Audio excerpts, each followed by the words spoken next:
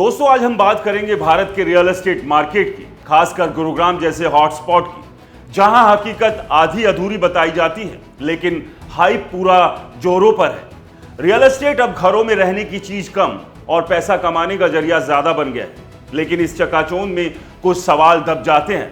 ये मार्केट किसके लिए चल रहा है और सच को छुपाने से फायदा किसका हो रहा है? रियल एस्टेट इन्फ्लुएंसर विशाल भार्गव ने हाल ही में गुरुग्राम के रियल एस्टेट को ताश के पत्तों का महल कहा। क्यों? क्योंकि यहां घर अब रहने के लिए कम और सट्टेबाजी के लिए ज्यादा खरीदे जा रहे हैं। लोग घरों को स्टॉक मार्केट की तरह ट्रीट कर रहे हैं, खरीदो और जल्दी से बेचकर मुनाफा कमाओ। गुरुग्राम में ज्यादातर लोग पे एज यू गो स्कीम में निवेश करते हैं, यानी इंस्टॉलमेंट में पैसे देते हैं, लेकिन उनका मकसद घर में रहना नहीं बल्कि पूरा पेमेंट करने से पहले ही उसे बेच देना है।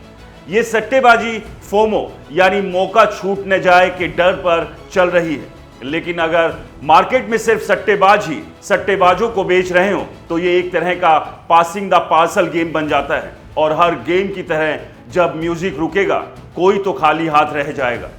रियल एस्टेट मार्केट को दो हिस्सों में बांटा जा सकता है, इनसाइडर्स और आउटसाइडर्स। इनसाइडर्स वो हैं जो इस इंडस्ट्री में हैं, ब्रोकर्स, इन्फ्लुएंसर्स, रियल एस्टेट कंपनियां और consultants.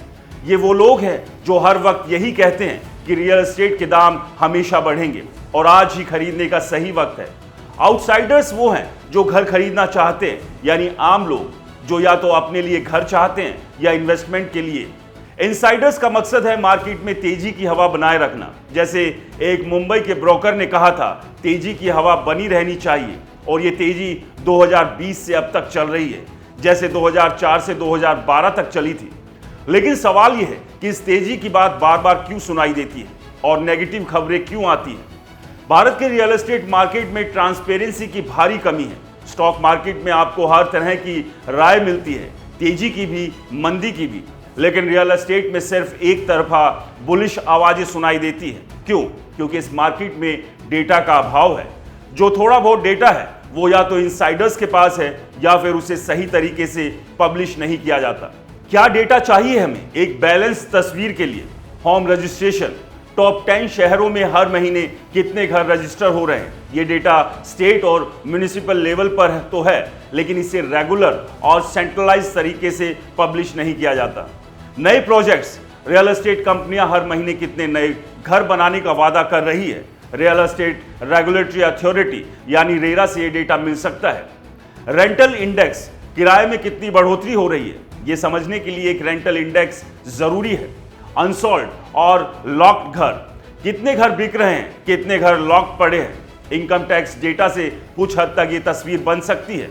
Housing loan data, RBI को हर महीने बैंकों और एनबीएफसीएस से हाउसिंग लोन का डेटा प्राइस पॉइंट्स और शहरों के हिसाबों से पब्लिश करना चाहिए। मार्केट प्राइस बनाम सर्कल रेट, अलग अलग शहरों में मार्केट प्राइस और सर्कल रेट का अंतर क्या है, इसे भी रेगुलर पब्लिश करना चाहिए। हाउस प्राइस इंडेक्स सबसे जरूरी है, एक मंथली हाउस प्राइस इंडेक्स। अभी आरबीआई का all India house price index हर तिमाही में आता है, वो भी देरी से। ये सारा डेटा इकट्ठा करना आसान नहीं है, लेकिन अगर भारत को एक हेल्दी रियल एस्टेट मार्केट चाहिए तो ये जरूरी है। इसके बिना मार्केट में सिर्फ इनसाइडर्स की चलेगी जो हमेशा तेजी की बात करते हैं, और इसका नुकसान आम लोगों को होता है। जो लोग घर में रहने के लिए खरीदना चाहते हैं उनके लिए अफोर्डेबल घर मिलना मुश्किल है।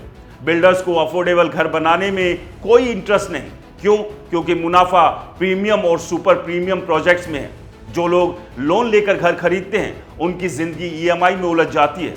एक फाइनेंशियल इमरजेंसी उनकी जिंदगी को पटरी से उतार सकती है। कुछ लोग निवेश के लिए घर खरीदकर लॉक्ड रखते हैं, जिससे हाउसिंग की कमी बढ़ती है।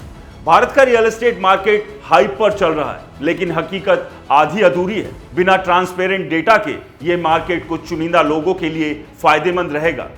अगर हमें एक ऐसा हाउसिंग इकोसिस्टम चाहिए जहां प्राइम वैल्यू और जरूरत एक साथ आए, तो हमें हाइप से हकीकत की ओर बढ़ना होगा, क्योंकि अनचेक्ड ऑप्टिमिज्म कुछ को तो फायदा देता है लेकिन बहुतों को नुकसान पहुंचाए। तो दोस्तों सवाल ये है, क्या हम एक ऐसे रियल एस्टेट मार्केट की ओर बढ़ रहे हैं जहां सच और ट्रांसपेरेंसी की जगह हो? आप क्या सोचते हैं? कमेंट्स में बताएं और हमारे चैनल को सब्सक्राइब करना ना भूलें। नमस्कार।